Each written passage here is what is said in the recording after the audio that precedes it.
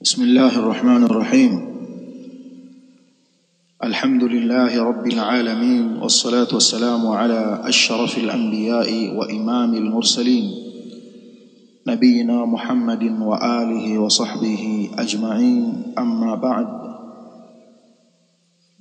بعدكم حميدي الله سبحانه وتعالى، نكم صليا نكم سليموا تمويت محمد صلى الله عليه وسلم.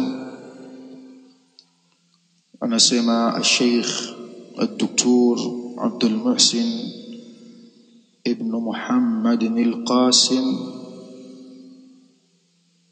حفظه الله تعالى في كتابه الأذكار والآداب دخول القرية، kuingia katika mji. Qarya, wanadhani baadhi ya watu kwamba maana yake ni kijiji, lakini qarya kusudiwa mji. Kutajwa qarya na watu wakakusudia kijiji ni maneno yaliyokuja nyuma kwa watu waliochelewa baada ya watu wa mwanzo. Kwa hiyo kijiji kinaitwa qarya na mji pia unaitwa qarya.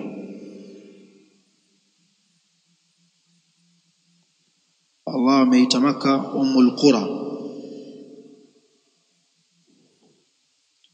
mama wa miji, sio mama wa vijiji. واسأل القرية التي كنا فيها والعير التي أقبلنا فيها،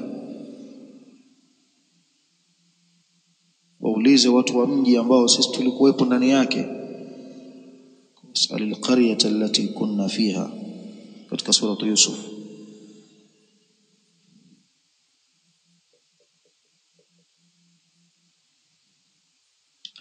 Haya ni maelezo yametaja baadhi ya ilmu. Kwa dukhulul qarya, kuingia katika mji, ikiwe kijiji iwe mji, yote inaitwa qarya.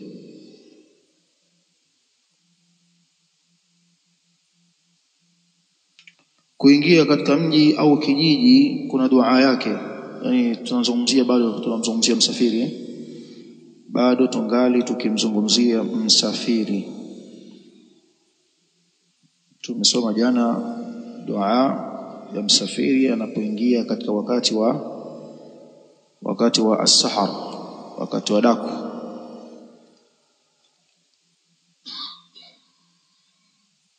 Akiwa yuko macho, ima akiwa bado yuko kwenye kutembea, yuko kwenye kusafiri, akaingia katika wakati huo as-sahar, au alishaingia lakini bado akawa yuko macho. Sasa mpaka kuingia katika huu mji au hiki kijiji,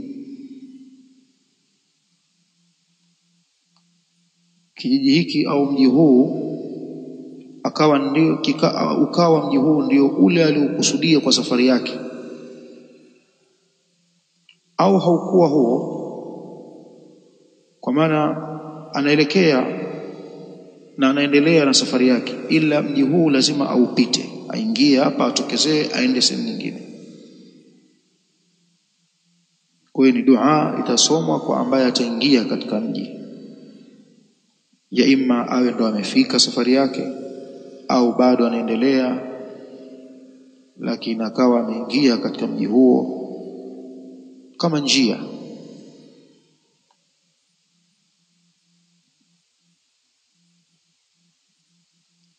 Atakiwa asome hii dhikri ambayo tutajifunza leo. Hadithi yake hii ni hadithi ya Suhaibu ibn Sinan Ar-Rumi radhiyallahu anhu. Anasema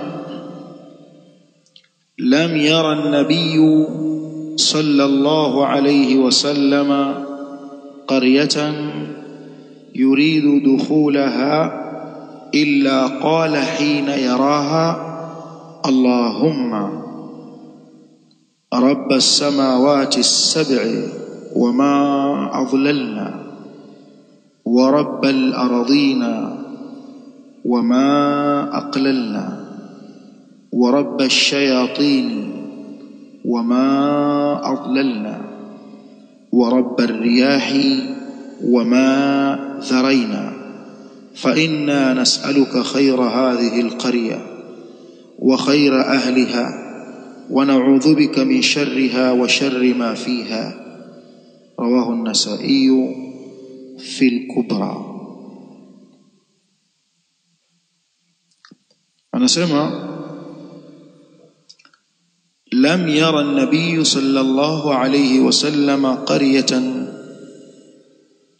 hakuwahi mtume sallallahu alayhi wasallama kuona mji wowote au kijiji chochote yuridu dukhulaha akawa amekusudia kuingia mji huo au kukiingia kijiji hicho illa qala hina yaraha isipokuwa husema wakati anapouona mji huo au anapokiona kijiji hicho. Anasemaje? Anasema Allahumma, ewe Allah, rabbas samawati sab'i, mola mlezi muumba miliki wa mbingu saba. Allah ndiye ameumba mbingu saba. Sab'a samawati, ameumba mbingu saba tibaqa,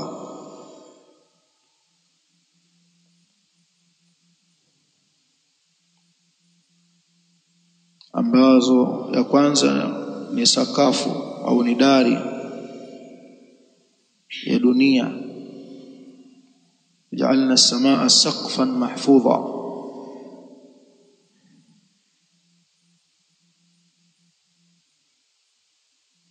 na akazisifu hizo mbingu kwamba ni ngumu.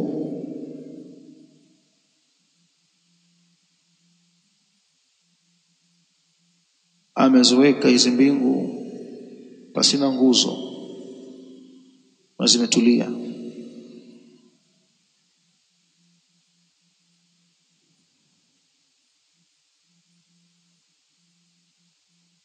Na juu ya mbingu huko kuna malaika. Kwenye kila mbingu kuna malaika. Mbingu ya kwanza kuna malaika, mbingu ya pili kuna malaika wamejaa. Mpaka mbingu hizo hatusikii tu ile sauti zake, lakini zimesheheni. Na hii ni dalili kwamba malaika ni wengi kuliko binadamu. Allahumma rabbas samawati sab'i, ewe Allah mola muumba mlezi wa mbingu saba. Wama adlalna, na vile vyote ambavyo vimefunikwa na mbingu saba hizo.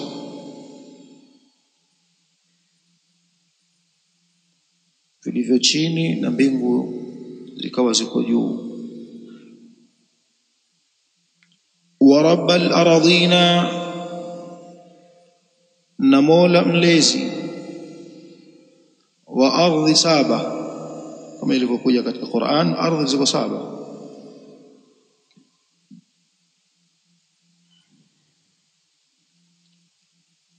Baina ya mbingu na mbingu kuna uwazi, kuna masafa ya kutembea miaka 500 takriban kama sijasahau. Je, baina ya ardhi na ardhi kuna uwazi au zimeshikana hizo ardhi saba au kadha? Ni jambo lisiloeleweka. Lakini baina ya mbingu na mbingu tuna maelezo. Wa rabbal ardhina, na mola mlezi wa ardhi saba. Khalaqa sab'a samawati wa min al-ardi mithlahunna, ameumba mbingu saba na ardhi mfano wa hizo katika idadi, yani ziko saba kadhalika.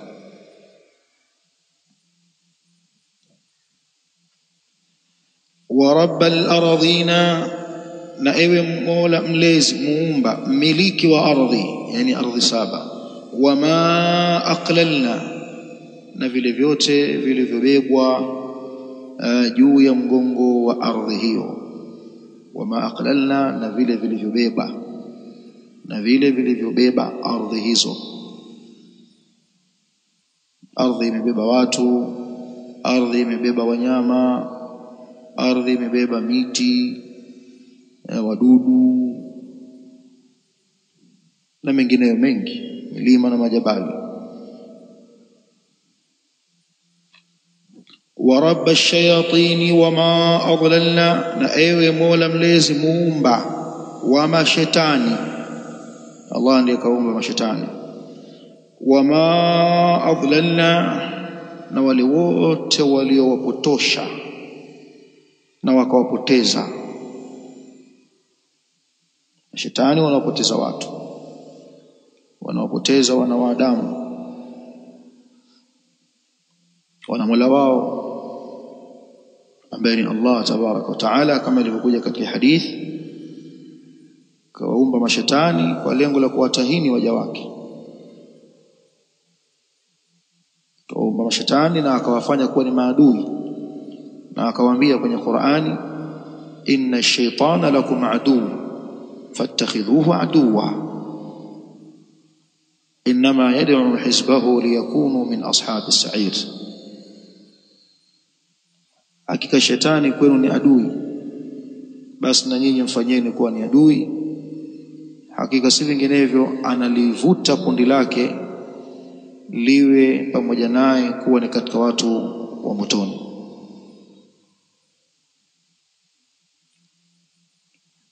Na wanapotosha watu kwa kiasi kikubwa, na hii ni ahadi na ni kiapo alichokila shetani. Bi'izzatika la ughwiyannahum ajma'in, amekula kiapo ya kwamba atawapotosha wote.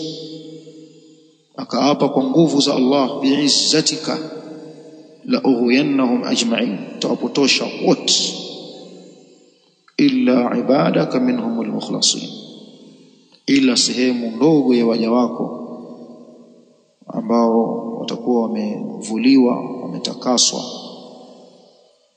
Kwenye qiraa mukhlisin, wenye ikhlas, watu wa tauhid. Amekula kiapo, amekula yamini. Katika sura an-Nisa 119 anaapa tena shetani, wala udhillannahum, na wallahi nitawapotosha. Hana adabu. Tawapotosha hawa, tawatoa katika njia iliyonyooka, kama ilivyokuja kwenye aya nyingine, la aqudanna lahum sirataka almustaqim, nitawakalia juu ya njia yako iliyonyooka wasipite. Kija na watoa, ingieni huku, piteni huku, piteni huku. Thumma la atiyannahum min bayni aydihim, nitawaendea mbele yao, wa min khalfihim, nyuma yao, wa an aymanihim, kuliani kwao, kushotoni kwao. Wala tajidu aktharahum shakirin, na wala hutawapata wengi wao ni wenye kukushukuru. Mtahakikisha hilo. Amekula yamini Iblis al-abalisa. Kwa hiyo kwenye aya hii ya 119 anasema wala udhillannahum, na wallahi nitawapotosha. Wala umanniyannahum, na wallahi nitawatia matarajio ya uongo wa vitaraji visivyowezekana, bali ya kuwa nimewapotosha, lakini watataraji mema kutoka kwako. Yuko mtu yuko kwenye batili, lakini bado anajiona kwamba yeye ni mtu peponi. Hakuna shida, Allahu arhamur rahimin bwana. Hii ni umniya al-amani al-kadhiba, matarajio ya uongo anapewa na shetani, kwamba haya kweli utaadhibiwa, lakini sasa na ule mchango uliotoa na lile jambo fulani la khairi ambalo umelifanya, wewe ulikumbuki lile, wewe fikiri Mungu atakuangalia tu hivi, bila kuongeza peponi? Kwani ni sifa za Mungu wewe? Arhamur rahimin, mwingi wa huruma kuliko wote wenye kuwahurumia wenzi wao.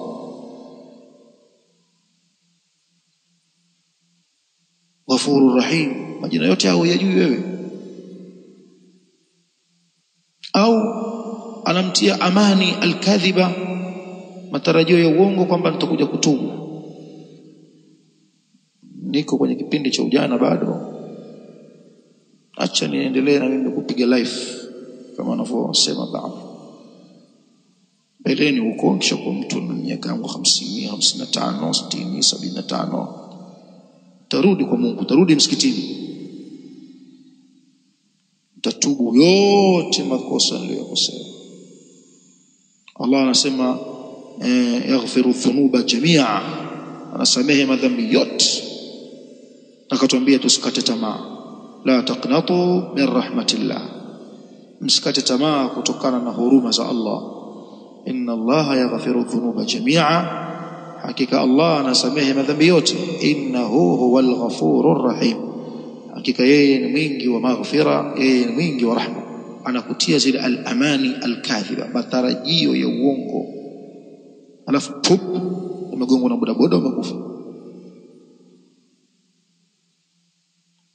Dhahiri haya ni katika maagano aliyochukua nani? Iblis.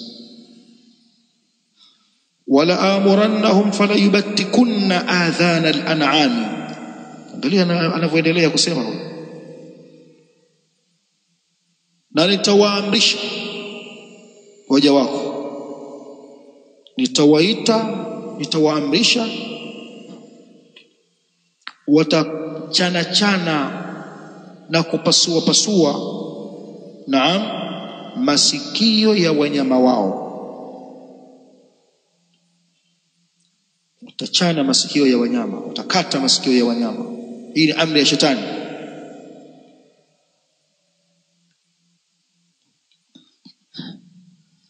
Kuna ambao wanachana masikio ya wanyama, lengo lao ni mambo ya kishirikina. Ukawa na kalama kwamba huyu ukimwona akakatwa hivi, ujue huyu tumemtoa kafara kwa waungu wetu. Akiwa hivi, huyu tumemjalia kwa ajili ya mizimu yetu. Nyama akiwa ala alama hii, basi elewa hiyo ni kwa ajili ya tambiko zetu. Tumeelewana vizuri eh? Kwa hiyo hawa wanaingia katika kutii agizo la shetani. Na kuna ambao wanaweka alama kwamba kuna alama hiyo ujue ni wangu. Japo pia haipendezi kuwafanya wanyama katika mazingira haya. Tafuta alama nyingine, mpake rangi, mpake kadha.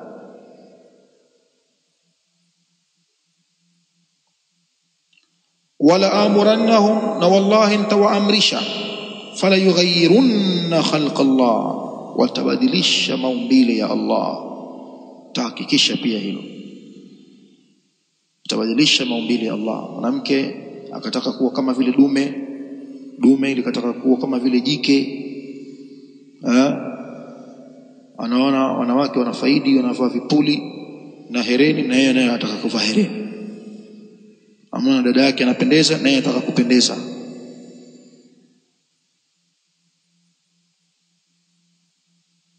Dada yake anavaa kidude gani, naye kavaa kidude gani mkononi.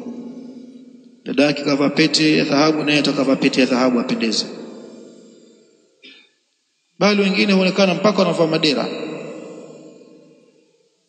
kuona kwamba vile wanawake wanafaidi wakivaa vile vijora madera, naye anajiingiza huko. Almuhimu bala yote haya ni kutii agizo la nani? Agizo la shetani. Ndio hapo tunasema katika hii dua tunaposhuka katika mji au kijiji, wa rabbash shayatini wama adlalna, na ewe Mola mlezi muumba, wewe ndio umewaumba wa mashetani. Wama adlalna, na wale wote wanaowapotosha.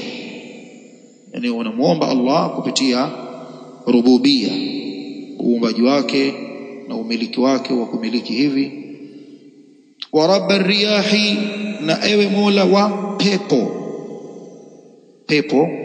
So pepo kwa maana peponi, pepo hizi hewa. Wa rabbar riyahi, na ewe Mola mlezi muumba wa upepo, wama dharaina, na vile vyote ambavyo hupeperushwa na upepo huo, au na vile ambavyo huvipeperusha. Wama dharaina,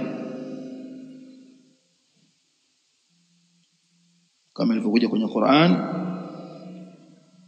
fa asbaha hashiman tadhruhu riyah. Tadhruhu riyah imekuja dharaina, na huko imekuja tadhruhu, bado kuna dhal na kuna ra. Wama dharaina na kule tadhruhu, kwa ni kitu kimoja hicho. Fa asbaha hashima, majani hayo au miti hiyo au mimea hiyo baada ya kukosa mvua, fa asbaha hashima, ikapukutika, ilikauka, ikakatika katika, ikapasuka pasuka, ikageuka kuwa ni hashima, ay mutakassira, imekatika katika, imeanguka. Tadhruhu riyah, hupeperushwa na upepo.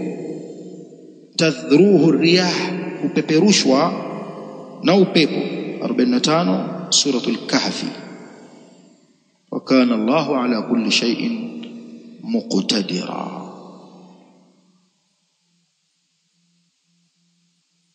Kwa hiyo neno dhara, dharati riyahu,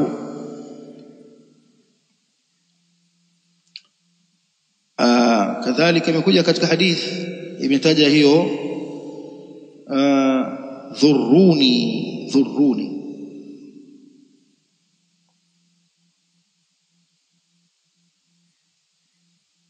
Baba mmoja alifariki, kabla kufariki aliwaita watoto wake akawakusanya,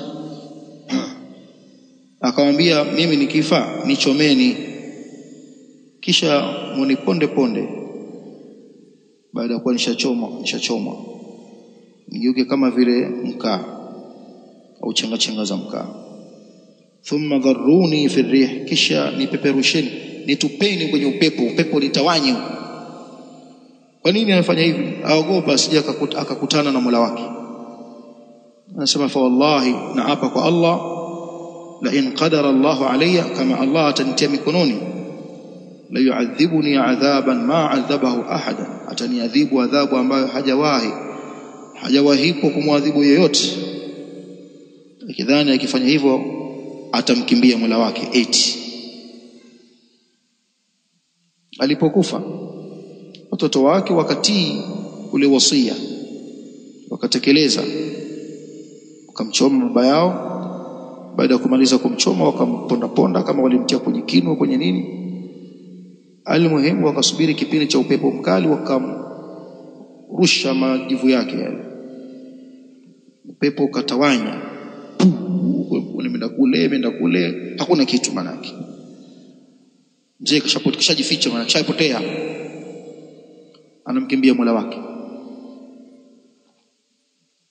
Allah akaiamrisha ardhi, akaiambia ardhi, mkusanye huyo,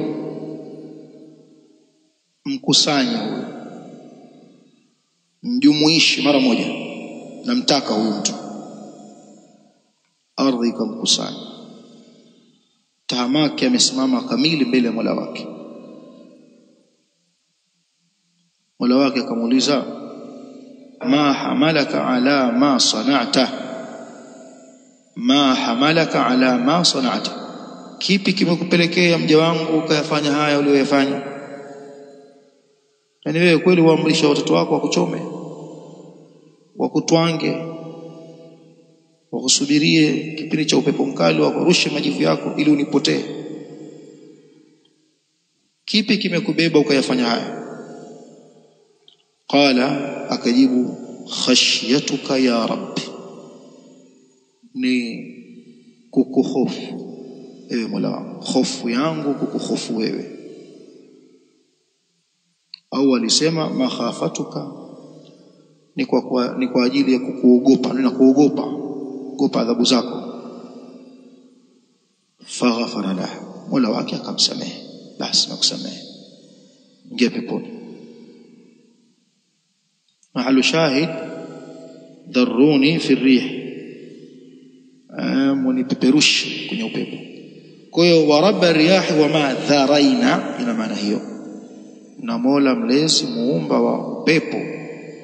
Upepo ni kiumbe cha Allah na ni jeshi. Upepo ni kiumbe cha Allah na ni jeshi miongoni mwa majeshi yake.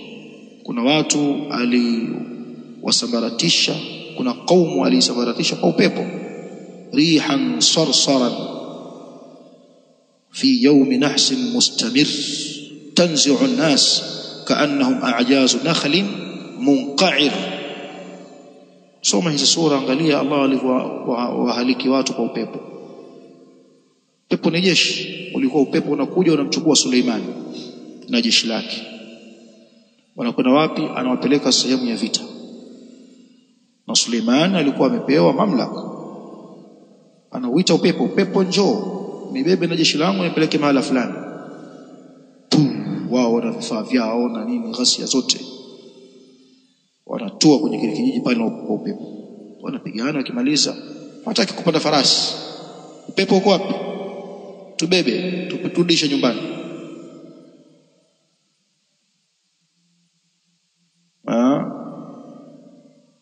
Hili kapewa Suleimani mtoto wa Daud alayhi salam. Fa inna nas'aluka khayra hadhihi alqarya, hakika sisi tunakuomba khairi za mji huu. Khairi za huu mji tunaziomba. Wa khayra ahliha, na khairi za watu wake, kwa maana na watu wake wa khairi utusogezee,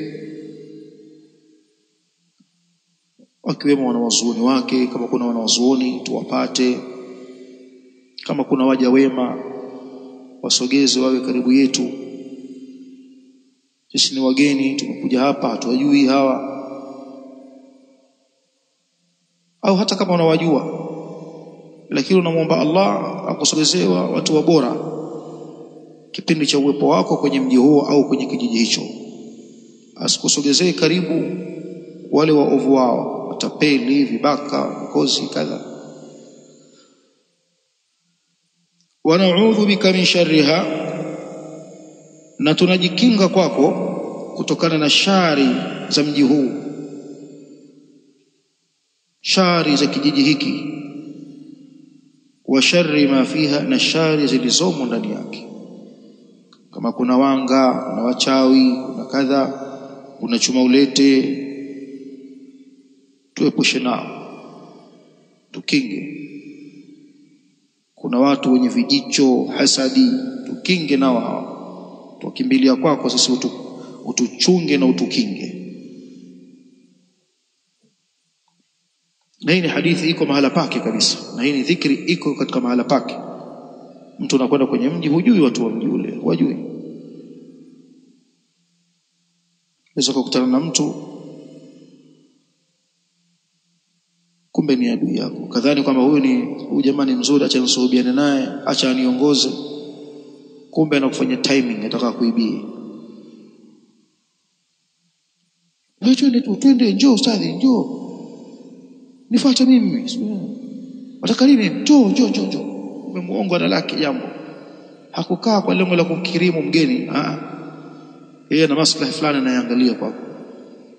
Kwa hiyo pia unamwomba Mola wako akuepushie watu kama hao.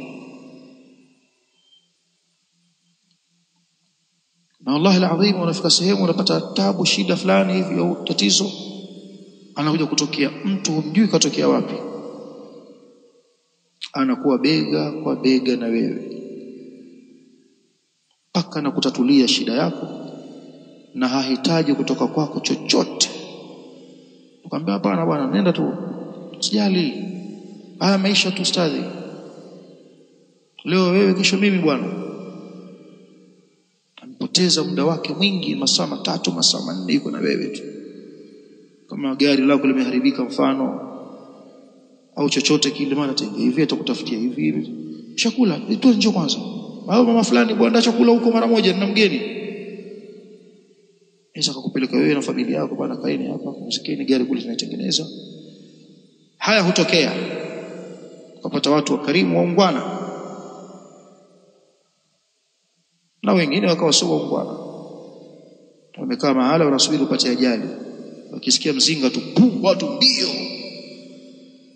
cha kwanza wanaanza kukusachi una nini, tafunga wewe unaumia hapo, umedaliwa na safleti la viazi mfano kupata fusu, yeye wala hajali kwa ngoja ni muokoe huyu kiumbe cha Allah, yeye anakusachi kwa mfukoni, simu iko wapi, simu ya yule mbona sijaipata, na ukimwangalia aweza kukupiga panga akakumaliza akapoteza ushahidi.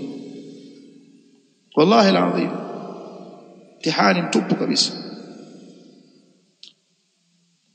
Kwa hiyo ndio maana sisi tunatakiwa tuombe hizi dua, zina maana kubwa kabisa. Kwa dua Allah anakuondoshia kadari mbaya aliyokuandikia kupitia dua. Rawahu an-Nasa'i fi al-Kubra, ameipokea al-Imam an-Nasa'i katika Sunan al-Kubra. Pia wametaja wengine kina Ibn Hibban, kina Ibn Khuzaimah, kina al-Imam al-Hakim. Wallahu a'lam walhamdulillah.